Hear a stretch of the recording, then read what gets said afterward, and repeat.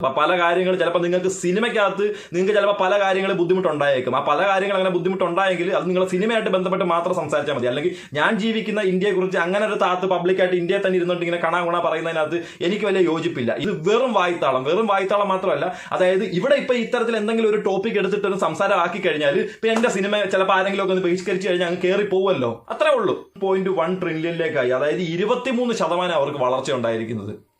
കഴിഞ്ഞ 10 വർഷത്തിനകത്ത് വളർച്ച ഉണ്ടായിരിക്കുന്നത് 23%. ഇന്ത്യയെ സംബന്ധിച്ച്. Hi guys, I am Biju. Welcome back to my channel.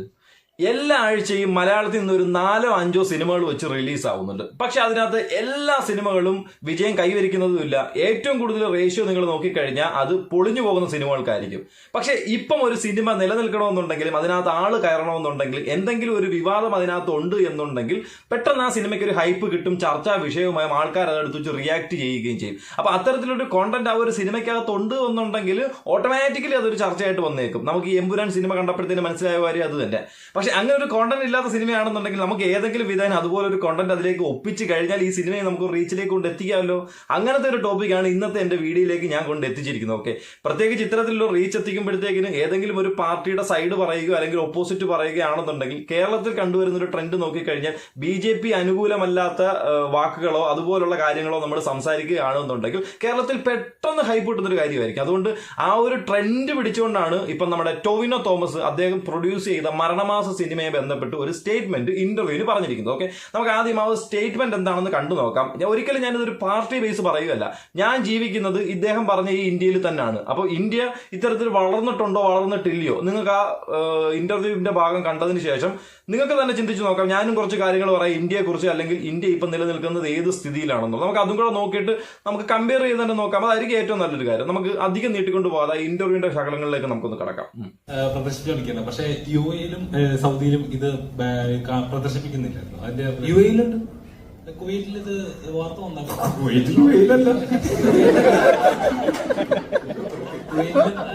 കുവൈറ്റില് കുറച്ച് ഷോട്ടുകൾ കട്ട് ചെയ്ത് കളഞ്ഞിട്ടുണ്ട്.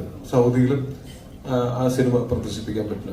അത് ഓരോ രാജ്യങ്ങളുടെ നമുക്ക് നമ്മുടെ രാജ്യത്തിന്റെ ഒക്കെ ആണെങ്കിൽ നമുക്ക് അതിന് വേണമെങ്കിൽ ചോദ്യം ചെയ്യാം, നമുക്ക് അതിനു വേണ്ടി ഫൈറ്റ് ചെയ്യാം. മറ്റു രാജ്യങ്ങളിൽ അവരുടെ നിയമം അങ്ങനെയാണ്. നമുക്ക് തൽക്കാലം അതിന് ഒന്നും ചെയ്യാൻ പറ്റാത്ത അവസ്ഥയാണ്. പക്ഷെ അത് നിങ്ങൾക്ക് മനസ്സിലായി കാണുമല്ലോ. കാരണം അതിനകത്തൊരു ട്രാൻസ്ജെൻഡറിന്റെ സാന്നിധ്യം ഉള്ളത് കൊണ്ട് അത് സൗദി അറേബ്യയിൽ സിനിമ പ്രദർശിപ്പിക്കാൻ പറ്റത്തില്ല. പിന്നെ അതിനുള്ള പീസുകളൊക്കെ കട്ട് ചെയ്യുകയാണെങ്കിൽ ചെയ്യാം. അങ്ങനെ എന്തോ വന്നിട്ടുണ്ട്. പക്ഷെ എന്നാലും അന്തിമ തീരുമാനം അവിടുത്തെ ഗവൺമെന്റിന്റെ തന്നെ ആയിരിക്കും. അത് നമ്മുടെ കണക്കുള്ള മറ്റേ കോൺസ്റ്റിറ്റ്യൂഷൻ പരിപാടി ഒന്നുമല്ലല്ലോ അവിടെ. ഓക്കെ, കാര്യമില്ല. വേറെ ഒരുപാട് സ്ഥലങ്ങളിൽ നമുക്ക് റിലീസ് ചെയ്യാനായിട്ട് നമ്മൾക്ക് പരമാവധി പറ്റുന്ന, ഇത് പ്രശ്നമല്ലാത്ത എത്രയോ സ്ഥലങ്ങളുണ്ട്. അവിടെയൊക്കെ നമ്മൾ റിലീസ് ചെയ്യാൻ പറ്റും. അവിടെയൊക്കെ നന്നായിട്ട് ആൾക്കാർ സിനിമനെ ആക്സെപ്റ്റും ചെയ്ത് കഴിഞ്ഞു. അവർക്ക് അതിനകത്ത് യാതൊരു പ്രശ്നവും തോന്നുന്നില്ല. ഓരോ രാജ്യങ്ങളുടെ നിയമങ്ങളാണ്. അതല്ലാതെ ഇനിയും അടുത്ത ആഴ്ചയൊക്കെ ആകുമ്പോഴത്തേക്കും ഇനിയും കൂടുതൽ സ്ഥലങ്ങളിലേക്ക് ഞങ്ങൾക്ക് കഴിഞ്ഞ ആഴ്ച ഈ റിലീസ് ചെയ്തപ്പോൾ സൈമൾട്ടേനിയസ്ലി ഔട്ട്സൈഡ് ഇന്ത്യ പല സ്ഥലങ്ങളിലും റിലീസ് ചെയ്യാനായിട്ട് നമുക്ക് പറ്റിയിട്ടില്ലായിരുന്നു, പല കാരണങ്ങൾ കൊണ്ട്. അത് ഇനിയിപ്പോ നെക്സ്റ്റ് വീക്ക് ഒക്കെ ആയിട്ട് അതുകൊണ്ടാവും. ഈ ഭേദഗതികൾ എല്ലാത്തിനും കാറ്റഗറൈസ് ചെയ്യപ്പെടുന്നുണ്ടോ? നമ്മുടെ നാട്ടിലാണെങ്കിലും പല കാര്യങ്ങളും. സൗദിയെ പറ്റി നമുക്ക് എല്ലാവർക്കും അറിയാം. ഞാൻ 2019 പോയപ്പോ കണ്ടിട്ടുള്ള സൗദിയല്ല ഞാൻ പിന്നീട് 2023 പോയപ്പോ കണ്ടത്. അപ്പോ അതിനതിന്റെ സമയം കൊടുക്കും. അവരുടേതായിട്ടുള്ള ഭേദഗതികൾ വരുത്തുന്നുണ്ട്. ഇപ്പോ 2019 ഇന്ത്യ ഉണ്ടായിരുന്നതിനേക്കാൾ പ്രോഗ്രസീവായിട്ടാണോ റിഗ്രസീവായിട്ടാണോ നമ്മൾ മാറിയിരിക്കുന്നതെന്ന് ചോദിച്ചു കഴിഞ്ഞാൽ അത് ഭയങ്കര ഒരു ക്വസ്റ്റ്യനാണ്. നിങ്ങൾക്ക് തന്നെ കഴിഞ്ഞ 5-6 വർഷം കൊണ്ട് പുരോഗതിയാണോ ഉണ്ടായിരിക്കുന്നത് അല്ലെങ്കിൽ അധോഗതിയാണോ ഉണ്ടായിട്ടുള്ളത്? എനിക്ക് അക്കാര്യത്തിൽ സംശയമുണ്ട്. താങ്കൾക്ക് എന്താ തോന്നുന്നു, പുരോഗതിയാണോ? എനിക്ക് അക്കാര്യത്തിൽ സംശയമുണ്ട്. താങ്കൾക്ക് എന്ത് തോന്നുന്നു? ഓക്കെ, അപ്പൊ നമ്മുടെ രാജ്യം ഇപ്പൊ നിലവിൽ പോയിക്കൊണ്ടിരിക്കുന്നത് പുരോഗതിയിലോട്ടാണോ അധോഗതിയിലോട്ടാണോ? നിങ്ങൾക്ക് എന്തായിരിക്കും അഭിപ്രായം? എന്റെ അഭിപ്രായം പുരോഗതിയിലേക്ക് തന്നെയാണ് പോയിക്കൊണ്ടിരിക്കുന്നത്. കഴിഞ്ഞ കുറച്ച് വർഷങ്ങൾക്ക് മുമ്പ് കണ്ട ഇന്ത്യ അല്ല ഇപ്പൊ കാണുന്നത്. നമ്മുടെ ജീവിത നിലവാരം മാറിയിട്ടുണ്ട്. നമ്മളൊന്ന് പുറത്തോട്ട് ഇറങ്ങിക്കഴിഞ്ഞാൽ നമുക്ക് മെയിൻ റോഡിൽ കൂടെ പോകാൻ പറ്റത്തില്ല. കാരണം എന്താ, റോഡ് പണി നടക്കുമായിരിക്കും. അത് എന്തിന്റെയാ? നാഷണൽ ഹൈവേയുടെ പണി നടക്കുക. അത് ഇന്ത്യ ഒട്ടാകെയുള്ള നാഷണൽ ഹൈവേയാ. ഏകദേശം കോഴിക്കോട് സൈഡിലോട്ടൊക്കെ നിങ്ങളൊന്ന് പോയി കഴിഞ്ഞാൽ അറിയാം അതിന്റെ പണി എത്രത്തോളം പുരോഗമിച്ചിട്ടുണ്ടെന്ന്. ഒരിക്കലും ഞാൻ സൗദിയായിട്ട് കമ്പയർ ചെയ്യുമല്ല. പക്ഷെ നമ്മൾ വളർന്നു വന്നുകൊണ്ടിരിക്കുക. നമ്മുടെ ഒരു മെയിൻ ഇൻകം എന്തുവാ, അല്ലെങ്കിൽ നമുക്കുള്ള ഒരു വരുമാന മാർഗം എന്തുവാ? നമ്മുടെ ഇവിടുത്തെ IT കമ്പനികൾ, ഇൻഡസ്ട്രീസ്, റീറ്റെയില്, ഈ പറഞ്ഞ ടെലി കമ്മ്യൂണിക്കേഷൻ തുടങ്ങിയ കാര്യങ്ങളാണ് നമ്മുടെ ഇവിടുത്തെ GDP കൺട്രോൾ ചെയ്യുന്ന മെയിൻ ഘടകങ്ങൾ. നമുക്ക് ഈ പറയുന്ന കുഴിച്ചെടുക്കാനായിട്ട് പെട്രോളോ തുടങ്ങിയ കാര്യങ്ങളോ ഒന്നുമില്ല. സൗദിയെ സംബന്ധിച്ച് സൗദിയുടെ മെയിൻ ഇൻകം എന്തുവാ? പെട്രോളിയം പ്രോഡക്റ്റാണ്, പെട്രോളിയമാണ്. അവർക്ക് അവിടുന്ന് ഒരു സ്ഥിര വരുമാനമായിട്ടൊരു സാധനമുണ്ട്. അങ്ങനെ ഒരു സാധനം മേടിക്കാനായിട്ട് രാജ്യമൊട്ടാകെ ആൾക്കാരുണ്ട്. നമ്മൾ ഇന്ത്യ എന്ന് പറയുന്ന ഒരു മാർക്കറ്റാണ്. മറ്റുള്ള ആൾക്കാർക്ക് നമ്മുടെ മാർക്കറ്റിൽ വന്ന് വിൽക്കുമ്പോഴത്തേക്കിന് അതിൽ നിന്ന് കിട്ടുന്നതാണ് നമ്മുടെ റിസോഴ്സ് എന്ന് പറയുന്നത്. പക്ഷെ അവരെ സംബന്ധിച്ചല്ല, അവരുടെ കയ്യിൽ ഒരു പ്രോഡക്റ്റ് ഉണ്ട്, ഒരു സാധനമുണ്ട്. അത് മേടിക്കാനാണെങ്കിൽ ലോകം ഒട്ടാകെ ആൾക്കാരും ഉണ്ട്. അതില്ലാതെ ഈ ലോകം കൺട്രോൾ ചെയ്യാൻ പറ്റത്തില്ല. മനസ്സിലായോ? അപ്പൊ അതിന്റെ ഒരു വ്യത്യാസം അവരുടെ ഒരു സാമ്പത്തിക നിലവാരം എന്ന് പറയുന്നതിനകത്ത്, അതായത് ആ നാട്ടിൽ ജീവിക്കുന്ന ആൾക്കാരുടെ ജീവിത നിലവാരത്തിനകത്തും വ്യത്യാസം വരും. അതൊന്നും വെച്ച് നമുക്ക് കമ്പയർ ചെയ്തിട്ട് ഇന്ത്യ അങ്ങനെ താത്ത് കെട്ടി താഴെ അടിക്കാനൊന്നും പറ്റത്തില്ല. നമുക്ക് നോക്കാം ഇന്ത്യ ഏത് പൊസിഷനിലാണ്, സൗദി ഏത് പൊസിഷനിലാണ് പല നിലവാര കാര്യങ്ങളിലും മുന്നോട്ട് പോകുന്നതെന്ന്. അല്ലെങ്കിൽ ഇപ്പം ഇന്ത്യ കൈവരിച്ചുകൊണ്ടിരിക്കുന്നത് എന്താണ്? ലാസ്റ്റ് 10 years വേണമെങ്കിലും എടുത്ത് നോക്കാം. നമ്മൾ പറയുന്ന കണക്ക് ഇവിടെ കടന്ന് ആരൊക്കെ കടന്ന് കുത്തി കിടന്നിട്ട് വേണ്ടാന്ന് പറഞ്ഞാലും കൊള്ളത്തിലെന്ന് പറഞ്ഞാലും മറ്റേതാന്ന് പറഞ്ഞാലും ഉണ്ടല്ലോ, ഇന്ത്യ ഇപ്പം ടോപ്പ് 5 എടുത്തു വെക്കാൻ പറ്റിയ രാജ്യത്തിൽ ഒരെണ്ണം തന്നെ. മറ്റുള്ള ഒരു പേടിയോടുകൂടി തന്നെയും അല്ലെങ്കിൽ ഭയഭക്തി ബഹുമാനത്തോടു കൂടി തന്നെ നോക്കിക്കാണുന്ന ഒരു രാജ്യം തന്നെ. ഇന്നല്ലെങ്കിൽ നാളെ അവൻ നമ്മളെ വെട്ടി മേളിൽ കയറും എന്നുള്ളൊരു പേടി എല്ലാ വ്യക്തികൾക്കും ഉണ്ട്. പിന്നെ രണ്ടാമത്തെ കാര്യം എന്ന് വെച്ച് കഴിഞ്ഞാൽ നമ്മുടെ ഈ ഒരു അവിടുത്തെ ഒരു രാജഭരണമാണല്ലോ. നമുക്കിവിടെ വരുമ്പോഴത്തേക്കിന് നമുക്ക് പ്രധാനമന്ത്രിയും സംഭവം മന്ത്രിമാരും മറ്റേത് മറിച്ചതെല്ലാം ഒരുപാടുണ്ട്.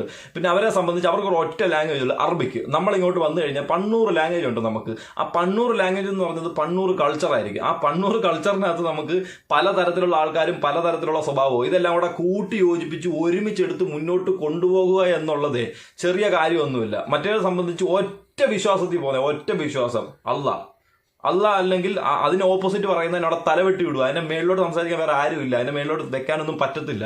അപ്പം അവിടെ ഏകീകൃതമായിട്ട് കൺട്രോൾ ചെയ്യാൻ പറ്റും ആൾക്കാർക്ക്. പക്ഷെ നമ്മളിവിടെ സംബന്ധിച്ച് അങ്ങനെയല്ല. നമ്മളെ 10 പേരുണ്ടെങ്കിൽ അത് 8 പേർക്കും 8 അഭിപ്രായമായിരിക്കും വരുന്നത്. ആ 8 അഭിപ്രായങ്ങളാണ് നമ്മുടെ ഈ നാട്ടിലെ സ്വാതന്ത്ര്യം എന്ന് പറയുന്നത്. ആ സ്വാതന്ത്ര്യം ഒരു കൂട്ടിയോജിപ്പിച്ച് അത് ഒന്നിപ്പിച്ച് ഒരു കുഴപ്പമില്ലാതെ മുന്നോട്ട് കൊണ്ടുപോകാന്നുള്ളത് ചെറിയ പരിപാടിയൊന്നുമല്ല. അതിപ്പം ഇന്ത്യ മൊത്തം 14 പ്രധാനമന്ത്രികളെ ഭരിച്ചിട്ടുള്ളത് സ്വാതന്ത്ര്യത്തിന് ശേഷം. 47 മുതൽ സ്റ്റിൽ ഇപ്പൊ വരെ 14 പ്രധാനമന്ത്രി ഭരിച്ചിട്ടുണ്ട്. ഈ 14 പേരും 14 രീതിയിലാണ് ഭരിച്ചിട്ടുള്ളത്. അത് 3 പാർട്ടിയുടെ അണ്ടറിൽ. അപ്പം പലർക്കും പല കാഴ്ചപ്പാടുകളായിരുന്നു, പല രീതിയായിരുന്നു. അതിൽ നിന്നെല്ലാം ഏകീകൃതമായി കൊണ്ടുവന്ന് ഇപ്പം നിലവിൽ ഇന്ത്യ പോയിക്കൊണ്ടിരിക്കുന്നതും ഇന്ത്യ മുന്നോട്ട് വന്നുകൊണ്ടിരിക്കുന്നതും മറ്റുള്ള രാജ്യങ്ങളെ കമ്പയർ ചെയ്ത് കഴിഞ്ഞാൽ അവർ ഗ്രോ ചെയ്യുന്നതിന്റെ ഒരു 2 or 3 മടങ്ങ് അധികം മുകളിലായി ഇപ്പൊ ഇന്ത്യ ചെയ്തുകൊണ്ടിരിക്കുന്നത്. കാരണം India is a biggest market ആയിക്കൊണ്ടിരിക്കുക. അത് ഏത് പ്രോഡക്റ്റ് ആണെങ്കിലും. ഇപ്പൊ ടെസ്ല എന്ന് പറയുന്ന ഒരു കമ്പനി, ഒരു ഇലക്ട്രിക് വാഹനം ഇന്ത്യയിലേക്ക് വരണമെന്നുണ്ടെങ്കിൽ തന്നെ ഇന്ത്യ എത്രത്തോളം വലിയ മാർക്കറ്റാണ് അദ്ദേഹത്തിന് മനസ്സിലായിട്ടാണ്. ഇപ്പൊ ആപ്പിളിന്റെ ഒരു ഷോ അല്ലെങ്കിൽ ഒരു മാനുഫാക്ചറിങ് യൂണിറ്റ് തമിഴ്നാട്ടിൽ വരുന്നു എന്നുണ്ടെങ്കിൽ ആപ്പിളിനോട് അത്ര ഇൻവോൾവ്മെന്റ് ഉള്ളതുകൊണ്ട്, അതായത് ലോകോത്തര ബ്രാൻഡുകൾ ആയതുകൊണ്ടാണ് ഈ 2 ബ്രാൻഡുകാർ ഞാൻ എടുത്തു പറഞ്ഞത്. ബാക്കി ഇപ്പൊ ഇന്ത്യയിലില്ലാത്ത ബ്രാൻഡുകളില്ല. ചൈനയായിട്ട് നമ്മൾ ഇച്ചിരി ദ്രോഹം കാണിച്ച് നിൽക്കുന്നതിന് മാത്രമാണ് ചൈന പ്രോഡക്റ്റിന് അധികം ഒരു ഒരു റീസെയിൽ വാല്യൂ അല്ലെങ്കിൽ അധികമായിട്ട് നമ്മുടെ ഇടയിൽ ഒരു പബ്ലിസിറ്റി കിട്ടാതെ. എന്നാലും പോട്ടെ, ഇപ്പൊ BYD പോലെ തുടങ്ങിയിട്ടുള്ള ബ്രാൻഡുകൾക്കൊക്കെ ഇന്ത്യയിൽ അത്യാവശ്യം നല്ല രീതിയിൽ മേടിക്കാൻ ആൾക്കാരുണ്ട്, നല്ല ഇമ്പ്രൂവ്മെന്റ് ഉണ്ട്, നല്ല ഗ്രോസോട് കൂടി തന്നെ കയറി വരുന്നുണ്ട്. അപ്പൊ ഏത് പ്രോഡക്റ്റ് ഇന്ത്യ കൊണ്ടുവന്നാലും ഇന്ത്യയിൽ വിൽക്കാൻ സാധിക്കും. ഇന്ത്യയിലെ ആൾക്കാർ അത് അക്സെപ്റ്റ് ചെയ്യും, ഇന്ത്യക്കാർ മേടിക്കും. സോ ഇന്ത്യ ഒരു ബിഗ്ഗസ്റ്റ് മാർക്കറ്റ്. അപ്പൊ നമ്മുടെ മാർക്കറ്റ് എന്ന് പറഞ്ഞാൽ ഇതാ, നമ്മുടെ ഇൻവെസ്റ്റ്മെന്റ് എന്ന് പറഞ്ഞാൽ ഇതാ, നമ്മുടെ സോഴ്സ് എന്ന് പറയുന്നത് ഇതാ. അല്ല നമുക്ക് ഈ കുഴിച്ചെടുക്കാനും പറിച്ചെടുക്കാനും എടുത്ത് വെള്ളം എടുത്ത് അങ്ങോട്ട് തൂക്കി വിറ്റ് കഴിഞ്ഞാൽ പൈസ ഒന്നും കിട്ടത്തില്ല, ഒന്നുമില്ല, ഒരു പരിപാടിയില്ല. അപ്പം അതിൻ്റെതായ സാമ്പത്തികമായിട്ടുള്ള ബുദ്ധിമുട്ടുകൾ നമുക്കുണ്ടാവും. പക്ഷെ അതുപോലുള്ള സാമ്പത്തിക മേന്മകൾ അവർക്കും ഉണ്ടാവും. പിന്നെ ഇതുപോലുള്ള ഒരു സാമ്പത്തിക സ്ഥിതിയും അല്ലെങ്കിൽ നാടിന്റെ പുരോഗതിയുടെ ഭാഗം അവിടുത്തെ സ്ഥലത്തിനെയും അല്ലെങ്കിൽ അവിടുത്തെ ആൾക്കാരെയും ബേസ് ചെയ്തതിനായിരിക്കുമല്ലോ മുന്നോട്ട് പോയിക്കൊണ്ടിരിക്കുന്നത്. നമുക്ക് അവിടുത്തെ ഒരു ആൾക്കാരുടെ റേഷ്യോ നമ്മൾ നോക്കിക്കഴിഞ്ഞാൽ, അത് ഇന്ത്യയിൽ നോക്കിക്കഴിഞ്ഞാൽ 140,91,800,296 ഇനി നിറച്ച് സൗദി അറേബ്യയിൽ നോക്കിക്കഴിഞ്ഞാൽ 3,65,44,431. അപ്പൊ അതന്നെ മനസ്സിലാവില്ല എത്രത്തോളം റേഷ്യോ ഉള്ളൊരു വ്യത്യാസം ഉണ്ടെന്ന്. ഏതാണ്ട് 137 കോടിക്ക് മുകളിലായിരിക്കും ഇതിനകത്തുള്ള ഡിഫറൻസ് കിടക്കുന്നത്. അപ്പൊ തന്നെ മനസ്സിലാവും നമുക്ക് എത്ര ആൾക്കാരുടെ ദാരിദ്ര്യം ഇല്ലാതാക്കാനുണ്ട്, എത്ര ആൾക്കാരെ കൺട്രോൾ ചെയ്യാനുണ്ട്, എത്ര ആൾക്കാരുടെ ജീവിത നിലവാരം മെച്ചപ്പെട്ടിട്ടുണ്ടോ എന്ന് നമുക്ക് ചെക്ക് ചെയ്യാനുണ്ട്, എത്ര ആൾക്കാരുടെ ജീവിതം നമുക്ക് ഭദ്രതപ്പെടുത്താനുണ്ടെന്നുള്ളൊരു കാര്യം. അപ്പൊ അത്രയും ഇൻവോൾവ്മെന്റ് എന്ന് പറയുന്നത് ചെറിയ ഒരു സ്ഥലം നോക്കുന്നവർക്കോ അല്ലെ ചെറിയൊരു രീതിയിൽ പോകുന്നവർക്കൊന്നും ഒരിക്കലും ചിന്തിക്കാൻ പോലും പറ്റാത്ത രീതിയിലായിരിക്കും പോകുന്നത്. ഇനി വേണം നമ്മുടെ ഇപ്പം ഇന്ത്യയുടെ ഇപ്പൊ നമുക്ക് വേണ്ട നമ്മുടെ ബോർഡർ സെക്യൂരിറ്റി ഫോഴ്സ് അല്ലെങ്കിൽ നമ്മുടെ ഫോഴ്സ്, ഇപ്പൊ ഇന്ത്യൻ ആർമി ആയിക്കോട്ടെ, വാട്ടെവർ എല്ലാം നമ്മുടെ ഫോഴ്സ് നോക്കിക്കഴിഞ്ഞാൽ നമുക്ക് വേണമെങ്കിൽ സൗദി ആയിട്ട് ജസ്റ്റ് ഒന്ന് കമ്പയർ ചെയ്ത് നോക്കാം. കാരണം അത്രയും ഡെവലപ്ഡ് ആയിട്ട് ഇപ്പൊ ഇന്ത്യ ഇത്രയും താഴെയാണോ മുകളിലാണോ എന്ന് അറിയണമല്ലോ. നമുക്ക് നോക്കാം പാരാമിലിറ്ററി ഫോഴ്സ് നോക്കിക്കഴിഞ്ഞാൽ നമുക്ക് 25,27,000 കാണിക്കുന്നത്, അതായത് റാങ്ക് 2 കിടക്കുന്നത്. ഇനി സൗദിയുടെ നോക്കിക്കഴിഞ്ഞാൽ റാങ്ക് 12. 1,50,000 കിടക്കുന്നത്. അപ്പൊ തന്നെ അതിനകത്ത് ഡിഫറൻസ് നമുക്ക് മനസ്സിലായില്ല ഇന്ത്യ എത്രത്തോളം അല്ലെങ്കിൽ ഇത്തരത്തിലുള്ള കാര്യങ്ങൾക്ക് ഇതിന് വേണ്ടിയിട്ട് എത്രത്തോളം ഇന്ത്യ മുന്നോട്ട് നിൽക്കുകയാണെന്നുള്ള. എയർഫോഴ്സ് നിങ്ങൾ നോക്കിക്കഴിഞ്ഞാൽ അതാണ്ട് റാങ്ക് 4 കിടക്കുക, 2229 ഉണ്ട്. എയർക്രാഫ്റ്റ് സൗദി നോക്കിക്കഴിഞ്ഞാൽ സൗദിയുടെ റാങ്ക് 11, ഇന്ത്യ സംഭവം 4. അപ്പം ഇന്ത്യയുടെ ജീവിത നിലവാരവും അല്ല ഇന്ത്യ മറ്റു രാജ്യങ്ങളുമായിട്ട് കമ്പയർ ചെയ്യുമ്പോഴത്തേന് ഇന്ത്യ നിൽക്കുന്നത് ഒട്ടും താഴെയൊന്നുമല്ല. ഏറ്റവും ടോപ്പ് 5 എടുത്ത ആ 5-നകത്ത് ഒരെണ്ണം ഇന്ത്യ. അത് ചെറിയ കാര്യമൊന്നും ഇത്ര രാജ്യങ്ങൾക്കിടെ പിടിച്ചു നിൽക്കുക എന്നുള്ളത്. ഇനി ഫൈറ്റർ ജെറ്റിന്റെ നോക്കിക്കഴിഞ്ഞാൽ റാങ്ക് 4, മറ്റവരെ സംബന്ധിച്ച് റാങ്ക് 9 കിടക്കുന്ന വേൾഡ് റാങ്കിൽ. അപ്പൊ തന്നെ മനസ്സിലാവില്ല ഇന്ത്യ എത്രത്തോളം മുകളിലേക്കാണ് ഇപ്പൊ നിലവിൽ അവരുടെ സാമ്പത്തിക സ്ഥിതി ആയാലും നിലവാരമാണെങ്കിലും പോയിക്കൊണ്ടിരിക്കുന്നത്. ഇനി നമുക്ക് GDP-യുടെ റേഷ്യോ നോക്കാം. അതായത് 2015 GDP-യിൽ ഇന്ത്യ കിടക്കുന്നത് 5ാം പൊസിഷനില്ല, 2.4 ട്രില്യണിലാണ് നടക്കുന്നത്. അത് തന്നെ ഈ 2025 GDP നമ്മളൊന്ന് നോക്കുവാണെങ്കിൽ ഇന്ത്യക്ക് 4.3, അതായത് 77% ഇൻക്രീസ് ഉണ്ടായിരിക്കുന്നത് ഈ GDP റേഷ്യോയിൽ വരുമ്പോഴത്തേക്കിന്. ഓക്കെ, അത് തന്നെ നമുക്ക് സൗദി അറേബ്യയിലേക്ക് നോക്കിക്കഴിഞ്ഞാൽ സൗദി അറേബ്യ കിടക്കുന്നത് 19ാമത്തെ പൊസിഷനില്ല, 925. അവര് 2025 ആയപ്പോഴത്തേക്ക് അവർക്ക് 1.1 ട്രില്യണിലേക്കായി. അതായത് 23% അവർക്ക് വളർച്ച ഉണ്ടായിരിക്കുന്നത്.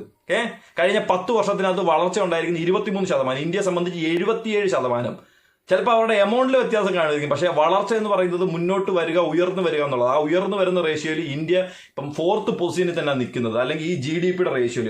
ഇനി കറണ്ട് നിലവാരത്തിലുള്ള ഇക്കോണമി ഒന്ന് നമ്മൾ നോക്കിക്കഴിഞ്ഞാൽ 1ാം സ്ഥാനം US കിടക്കുന്നത്, 2 China, 3 Germany, 4 Japan, 5 India. Top 5-നകത്ത് 5ാം സ്ഥാനം വരുന്നത് 4.27 നമ്മൾ നേരത്തെ പറഞ്ഞത്. അതുപോലെ തന്നെ ബാക്കിയുള്ള രാജ്യങ്ങളിലെ കറക്റ്റ് എമൗണ്ട് സഹിതം GDP റേഷ്യോ സഹിതം ഞാൻ നിങ്ങൾക്ക് കൊടുത്തിട്ടുണ്ട്. അതിനകത്ത് ഈ അടുത്തൊന്നും നമ്മുടെ ഈ പറയുന്ന സൗദി അറേബ്യ പോലും കാണാൻ സാധിക്കില്ല. അപ്പൊ തന്നെ നമുക്ക് മനസ്സിലാവല്ലോ ഏത് രീതിയിലാണ് ഇപ്പൊ നിലവിൽ ഇന്ത്യ വളർന്നുകൊണ്ടിരിക്കുന്നത് എന്നുള്ളൊരു കാര്യം. ഓക്കെ, പിന്നെ നമുക്ക് ഓൾറെഡി അവരുടെ മെയിൻ പ്രോഡക്റ്റ് എന്ന് പറയുന്നത് അവർക്ക് ജീവിത നിലവാരം അവർ മുന്നോട്ട് കൊണ്ടുവരുന്ന ഒറ്റ കാര്യം പെട്രോളിയം പ്രോഡക്റ്റ് ആണ്. നമുക്ക് പല പല ഇൻഡസ്ട്രിയും കാര്യങ്ങളൊക്കെയാണ്. പിന്നെ ഏകീകൃതമായിട്ടൊരു രാജ്യത്തിന്റെ വിജയം എന്ന് പറയുന്നത് അവിടുത്തെ ഒത്തൊരുമയായിരിക്കും. നമ്മളെ സംബന്ധിച്ച് ഒത്തൊരുമയല്ല, മതവിഭാഗങ്ങളും ജാതി മതഭേദം എല്ലാം ഇന്ത്യയിലുണ്ട്.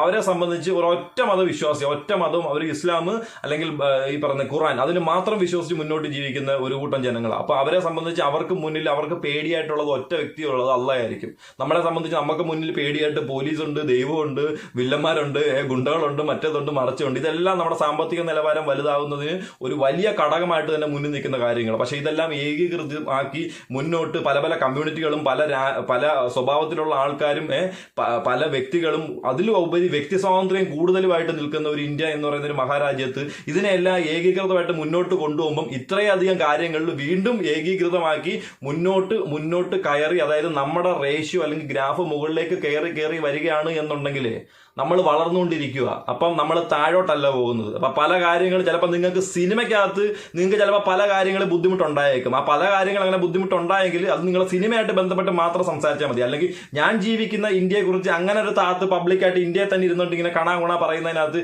എനിക്ക് വലിയ യോജിപ്പില്ല. ഈ പറഞ്ഞ കാര്യത്തിനകത്ത് എന്തെങ്കിലും ഒരു പോയിന്റ്, ഒരു ജെനുവിനായിട്ട് നിങ്ങൾക്ക് സിഗ്നിഫിക്കന്റ് ആയിട്ട് പിടിച്ചു നിർത്താൻ പറ്റുന്ന ഒരു സാധനം ഉണ്ടായിരുന്നുണ്ടെങ്കിൽ നിങ്ങൾ പറയുന്നതിനകത്ത് കാര്യം ഉണ്ടായിരുന്നു. ഇത് വെറും വായ്ത്താളം മാത്രമല്ല.